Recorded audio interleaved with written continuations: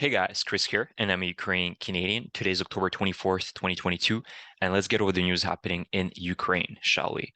And before I begin, a big thank you to everybody that has seen my video. It blew up, and I'm honestly super grateful for everybody that's left me comment and supported me. It means a lot. Why? Because I never expected my channel to be this popular. And it means a lot to me that there's a lot of like-minded people that appreciate my opinion and my content. And again, thank you. And a specific thank you for Georgie from Ukraine Matters, who recommended my channel. It means a lot. And if you guys haven't seen his content and haven't subscribed to his channel yet, please do so because he has a lot of great insights and a lot of great analysis as well about Ukraine. And also, before I begin, I wanted to set the record straight for a lot of newcomers to my channel. One being that I'm not going to upload, for now at least, on a daily basis. I've mentioned it previously, but I want to upload about 3 times a week maximum, and perhaps a little bit more if there's more developments happening during the week. But I'm going to try to stick to a 3 week, or I should say 3 times per week upload schedule, just simply because I have a life outside of YouTube, and I need to balance things out as well. And second things as well, um, I am expressing my personal opinion on this channel, and I want to admit as well that I will be making mistakes along the way, and I am not by any means an expert, and I am trying to be humble as well in the sense that I'm not going to be 100% correct, and my information, I try to give it as clear and as truthful as possible, but sometimes I might be saying some things that are not, correct, or that can be mistaken. So please keep that in mind, guys. But again, I also want to reiterate that I get my information from some of the most reputable sources, being Butusov. If anybody knows, is a great journalist that goes to the front lines and does interviews with soldiers. Also, Oleg Zhdanov, a great journalist and military expert, and Arestovich as well, who has daily podcasts. Who is a very close advisor of the President Zelensky, and many others who I can name forever, but I do try to get my information from reputable sources, and obviously have my own critical analysis behind it as well. So that's all I wanted to say, and let's hit the news today. There's quite a few developments that have been ongoing.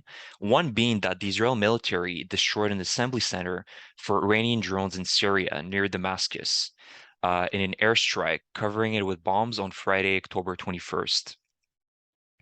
This is very surprising because, first of all, I was surprised that the Iranians built factories in Syria, being knowing the fact that Syria is still in its civil war. It is a little bit frozen at this point, and it's pretty clear cut that the Syrian government, the Syrian Arab Army, has pretty much won this civil war. But it's a very risky move for Iran to build their factories in Syria.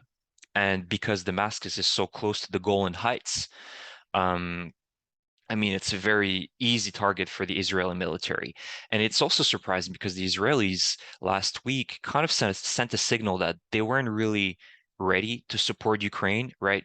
Zelensky asked the Israeli military and government to provide them with missiles and, all types of different military assets to protect the skies of Ukraine, and they sort of reluctantly said no.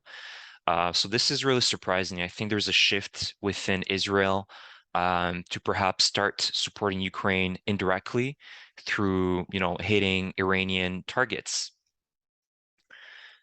And again, Israel also gave Ukraine useful intelligence for downing the Iranian drones, which are the Shahed 136 kamikaze drones. They have proven to be very effective for the Russian military, so effective that they've been purchasing thousands of them.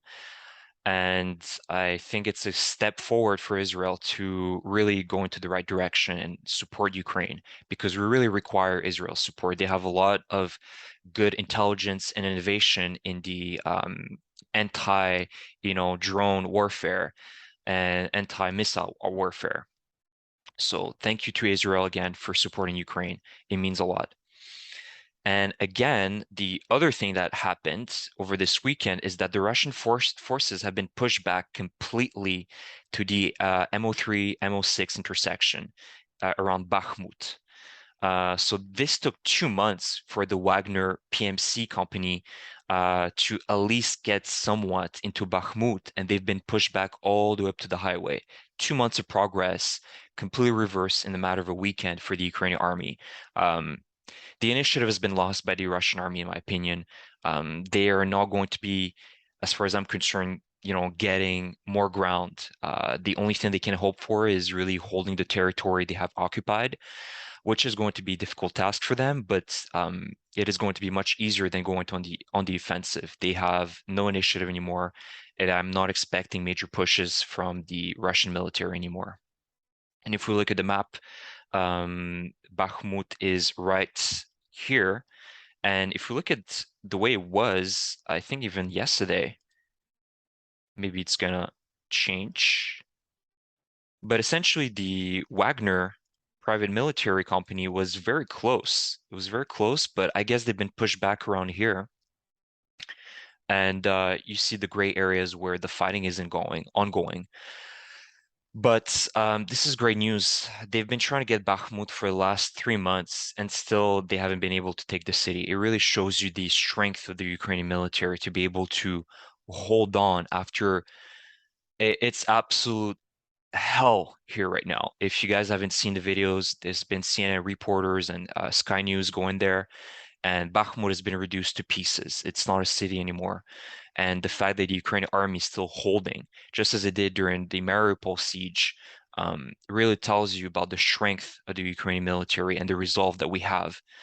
We understand the implications of losing Bakhmut. If we lose Bakhmut, it gives a very open road for the Russians to push through Kramatorsk and Slovyansk, which would be a disastrous thing for the Ukrainian military because it would collapse essentially the Lysychansk, Severodonetsk front for us. So this is awesome. And for now, we just need to maintain this line of defense, and we need to continue pushing Kherson. We need to continue pushing through Luhansk, and I think things will be great. So that's that. And the last news I wanted to hit before my quick short video is going to end is that the French president, Emmanuel Macron, on Sunday said that the Russian Orthodox Church was allowing itself to be manipulated by the country's authorities to justify their war in Ukraine and urged it to resist such pressure. First of all, there's not going to be any resistance from the Russian Orthodox Church. It's literally led by a former KGB agent, Kirill. The patriarch of the Russian Orthodox Church was a former KGB agent and a very close ally of Putin and friend of Putin. If anybody knows or has seen him in real life, or I should say through videos and images, this man literally wears hundred thousands of dollars worth of watches and drives in large Mercedes convoys and is surrounded by agents. He's just as paranoid and just as corrupt as Putin is. There is no faith in the Russian Orthodox Church to resist, being the manipulation from the Russian government. The Russian government and the Russian Orthodox Church are one.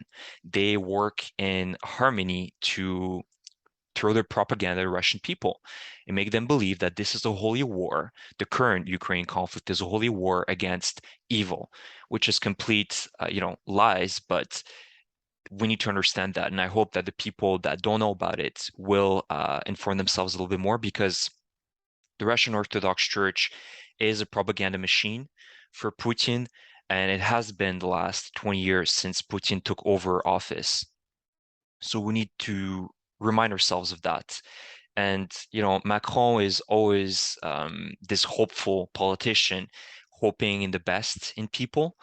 And you just can't hope for the best right now for the Russian government and the Russian Orthodox Church.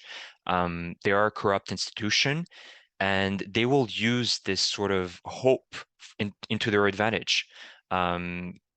So we need to keep that in mind. So that's it, guys. Again, a big thank you for everybody that is supporting my channel, leaving a comment, liking my content. And again, if you don't agree with my opinions or whatever I say, I'm totally understanding of that, and I'm a humble person, and I still am very grateful for anyone to that watch my videos. So big thank you. And I'm gonna see you guys the next couple of days with another video. But that's it for me now, and take care. Thank you.